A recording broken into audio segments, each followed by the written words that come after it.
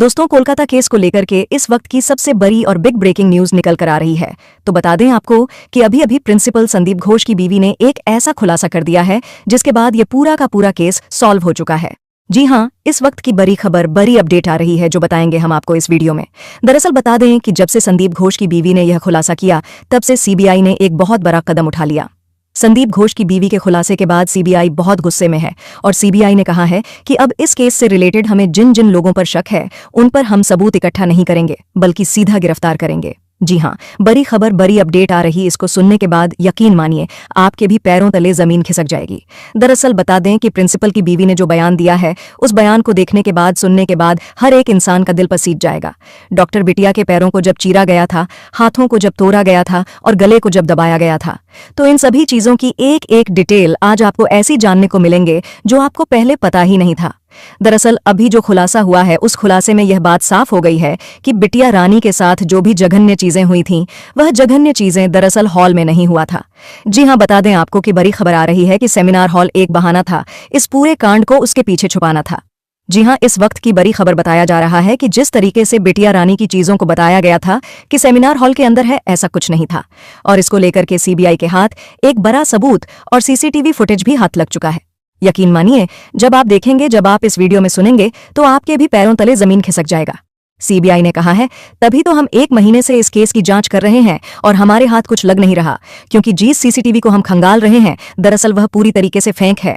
दोस्तों, यही नहीं, उन्होंने यह भी बताया कि जिस सीसीटीवी की तलाश हमें 1 महीने से थी वह दरअसल किसी और के नहीं बल्कि प्रिंसिपल संदीप घोष के ऑफिस के अंदर से मिला है। जी हां दोस्तों, आज की सबसे बड़ी खबर, बड़ी अपडेट आ रही है।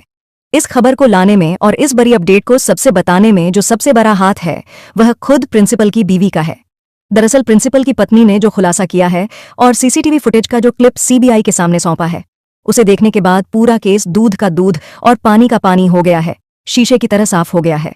कितने लोग इस केस में मौजूद थे, सच में कोई और था या नहीं, और कैसे बेटियां रानी के साथ जघन्य अपराध करने के बाद उसे हॉल के अंदर पर भी पहुंचाया गया और कैसे हॉल के अंदर पूरा सीन क्रिएट किया गया और आखिर कैसे यह संजय रॉय जैसा एक अलग से व्यक्ति हमारे सामने परोसा गया, इसकी पूरी जानकारी आज सीबीआई ने निकाल लिया है। यकीन मानिए, संदीप घोष जो प्रिंसिपल है उसकी बीवी ने यह कर दिखाया है। उन्होंने कहा है कि आखिर एक औरत दूसरे औरत का दर्द नहीं समझेगी तो कौन समझेगा, और इन्हीं के कारण आज सीबीआई के सलाखों के पीछे लगभग 20 लोग जाने वाले हैं। तो चलिए जानते हैं इस वीडियो में कि आखिर पूरा माजरा है क्या। आखिर संदीप घोष की बीवी ने कौन सा सीसीटीवी फुटेज दिया है और उस सीसीटीवी फुटेज के अंदर किन लोगों की पहचान की गई है। साथ ही साथ यह भी जानेंगे कि सीबीआई किन 20 लोगों को गिरफ्तार करने के लिए निकल गई है। और यही नहीं, आखिर संजय रॉय की जो कहानी थी वह कितनी सच और कितनी झूठ थी, आज हम आपको इस वीडियो में बताने वाले हैं। तो वीडियो शुरू करने से पहले आप लोगों से हाथ जोड़कर निवेदन है कि यदि आप डॉक्टर बिटिया को इंसाफ दिलाना चाहते हैं तो इस वीडियो को ज्यादा से ज्यादा लाइक करें, जिससे यह पता चल सके कि उस बिटिया के साथ कितने लोग खड़े हैं, और कमेंट में वी वांट जस्टिस जरूर टाइप करें। आपके लाइक करने से तो आपका कुछ नहीं जाएगा, लेकिन जब आप लाइक और इस चैनल को सब्सक्राइब करेंगे तो बिटिया रानी का आत्मा जहां भी होगा उसे यह लगेगा कि हमारे साथ आज करोड़ों लोग खड़े हैं। मेरा परिवार, मेरे माँ बाप आज मेरे लिए न्याय की जो लड़ाई लड़ रहे हैं उसमें वह अकेले नहीं बल्कि भारत के हर एक भाई बहन मौजूद है। तो दरअसल बता दें कि सीबीआई लगातार 1 महीने से इस पूरे केस को खंगाल रही थी, लेकिन इस केस की जो पूरी कुंजी थी वह किसी और के पास नहीं बल्कि खुद प्रिंसिपल संदीप घोष की बीवी के पास था। प्रिंसिपल संदीप घोष की बीवी ने जानकारी देते हुए बताया है कि उसके पास एक ऐसी सीसीटीवी है जिसके कारण पूरा का पूरा केस दूध की तरह साफ हो जाएगा। बताया जा रहा है कि जब संदीप घोष हॉस्पिटल पहुंचा था सुबह में, तब का जो फुटेज सीबीआई के सामने दिया गया था उस फुटेज के अलावा भी एक फुटेज हाथ लगा है। एक रिपोर्ट के मुताबिक साफ तौर पर यह कहा जा रहा है कि दरअसल बिटिया रानी, मतलब कि डॉक्टर बिटिया के साथ जो जघन्य अपराध हुआ था दरअसल वह हॉल में हुआ ही नहीं। इसीलिए तो सीबीआई जब उस हॉल की पूरी जांच पड़ताल कर रही थी तो उसे उस हॉल में वह सभी चीजें मिली, वह सभी दृश्य दिखे, जिससे यह लगता है कि यहीं पर बिटिया रानी के साथ गलत किया गया था। लेकिन वहां पर उसके सामने जो सबूत सामने आए सीबीआई के पास, तो वह सबूत इतने ठोस नहीं थे कि संजय रॉय को फांसी की सजा दिलवा सके। इसीलिए सीबीआई को नहीं समझ में आ रहा था कि आखिर इस केस में ऐसा क्या है जो हमसे छूट रहा है। दरअसल इस केस का पूरा जर ही यही था कि उस हॉल में नहीं बल्कि ऑफिस के अंदर जघन्य अपराध हुआ था। जी हां, बता दें आपको कि बड़ी खबर और बड़ी अपडेट आ रही है। रिपोर्ट के अनुसार बताया जा रहा है कि दरअसल जो जघन्य अपराध किया गया था वह कहीं और नहीं बल्कि प्रिंसिपल संदीप घोष के ऑफिस के अंदर किया गया था। जैसे ही ऑफिस के अंदर जघन्य अपराध किया गया, तुरंत उस ऑफिस से बिटिया रानी को घसीटकर सेमिनार हॉल में पहुंचाया गया और सबसे पहला काम जो किया गया कि पूरे ऑफिस को पानी, फिनाइल और केमिकल के द्वारा, डेटोल के द्वारा धुला गया। पूरी रात धुलकर साफ किया गया और इसके बाद सेमिनार हॉल के अंदर जाकर के पूरा एक सीन क्रिएट किया गया। जैसे एक फिल्म का सीन होता है कि हाँ, यहाँ पर ये चीजें हुई, ऐसे हुआ, वैसे हुआ। ये सभी चीजें संदीप घोष ने संजय रॉय से करवाया। जब संजय रॉय ने वह सभी काम कर लिया तो उसे सब चीज याद हो गया कि हाँ, कौन सा काम कैसे हुआ था। जैसे पैर को फाड़ना, हाथों को तोड़ना, गले को दबाना, आंख में शीशे का घुस जाना, मुंह पर लात मारना, पेट पर लात मारना और शरीर के हर एक अंग को तोड़ना। ये सभी काम उसने वहां पर प्रैक्टिस किए, जिससे जब सामने इन्वेस्टिगेशन ऑफिसर पूछे तो वह सही तरीके से बता पाए। और जब उसकी जांच जाकर के डिपार्टमेंट करवा आए तो उसे पता चले कि हाँ, ये सभी चीजें सही थीं।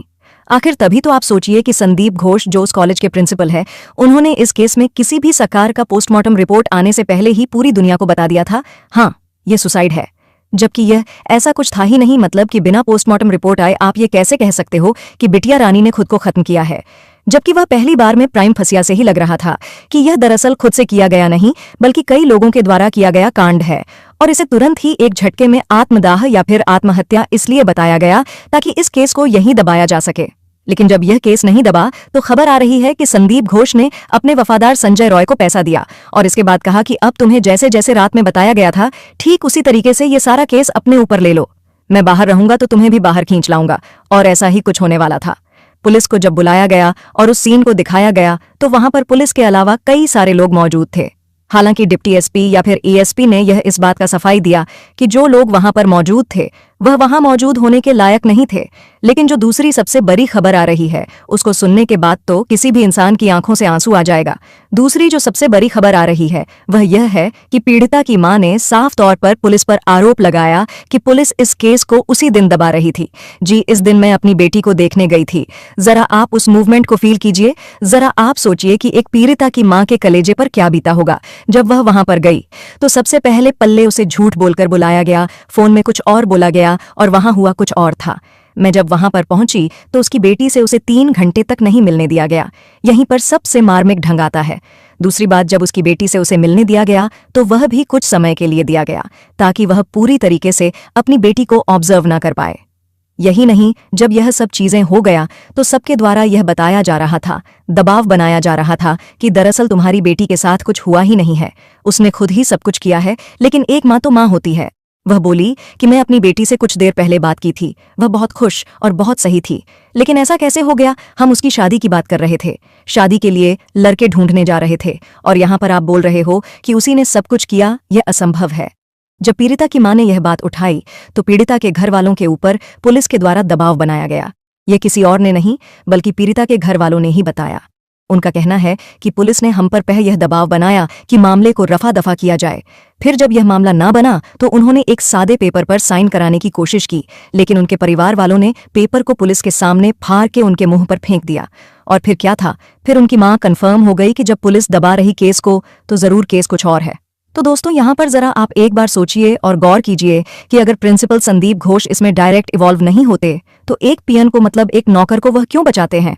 ये कोई स्कूल के प्रिंसिपल नहीं है। मेडिकल कॉलेज के प्रिंसिपल होना एक बहुत बड़ा पद होता है। इसमें कई सारे बड़े अधिकारियों के समान आपको सारी चीजें मिलती हैं।